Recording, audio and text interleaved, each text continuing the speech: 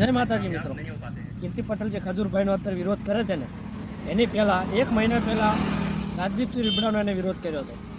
પણ એને ખબર છે એ ખોટી જગ્યાએ ભરાણી હતી, એનો અહીંયા વિરોધ હાલ્યો નહીં. કારણ કે રાજદીપસિંહ રીબડા તમને બધાને ખબર હશે શું છે, શું હસ્તી છે. અને એને અહીંયા વિરોધ કર્યો તો ઇન્સ્ટાગ્રામમાં એને લાઈવ થઈ એનો વિડીયો મૂક્યો હતો. પણ અહીંયા એનો વિરોધ ચાલ્યો નહીં. રાજદીપસિંહ રીબડાની ફોન આવ્યો અને એનો વિડીયો એને એક જ દિવસમાં ડિલીટ કરી નાખ્યો. તો મિત્રો, આ ખજૂરભાઈનો અત્યારે જે વિરોધ કરે છે ને, એ સમયે મહિના પહેલાં રાજદીપસિંહ રીબડાનો એને વિરોધ કર્યો હતો. પણ અહીંયા એનો વિરોધ ચાલ્યો નહીં, કારણ કે ત્યાં એને માંગ કરી હતી ફદિયાની, પણ ફદિયા મળ્યા નહીં.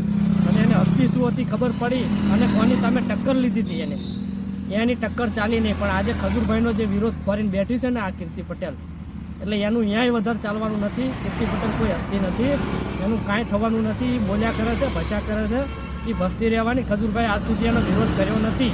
પબ્લિકે એનો વિરોધ ઉઠાવ્યો છે અને પબ્લિક ઉઠાવશે જ તેનો વિરોધ, કારણ કે હાવ ખોટીની છે. એનો વિરોધ હાલવાનો નથી. તો મિત્રો, કોમેન્ટમાં કરજો કીર્તિ પટેલ કેવી હસ્તી છે, શું છે અને કેટલી વખત છે એની. તો તમે કોમેન્ટ કરજો, એને એવો જવાબ આપવો. આપણે કીર્તિ પટેલ ખજૂરભાઈ જે સારા કામ કરે છે એનો વિરોધ કરી બેઠે, આને શું લેવું છે કંઈ સમજણ પડતી નથી.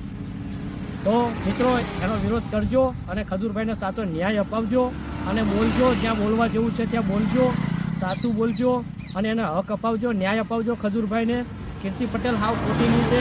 લાઈવ આવે છે ફલાણા પૈસા ફલાણા ટીકડા, એને કાંઈ અત્યાર સુધી 5 કિલો બાજરી કે ઘઉં કોઈને આપ્યા નથી, એક બાથરૂમ બનાવ્યું નથી. અને લેવા દેવા વગરની ખજૂરભાઈ વાહન પડી છે, ટાંગા ભરાવે છે સારા કામમાં. એટલે એનો વિરોધ કરજો મિત્રો.